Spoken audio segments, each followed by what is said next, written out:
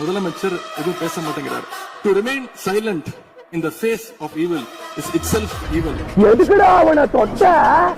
அவன் சுடு தண்ணியிலே கைய விடுவான், உன்னை சும்மாவா விடுவான்? மாண்புமிகு எதிர்கட்சி தலைவர் பேசும்போது நிறைய பேசினாங்க. அதுல ஒண்ணு மட்டும் நம்மள இன்டைரக்டா ஈவில் அப்படின்ற அந்த வார்த்தையை யூஸ் பண்ணாங்க. ஈவில்ஸ்னு டெவில்ஸ் பேசக்கூடாது.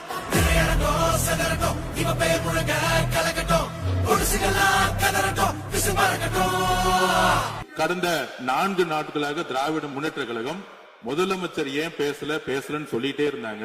இன்னைக்கு பேச ஆரம்பிச்ச உடனே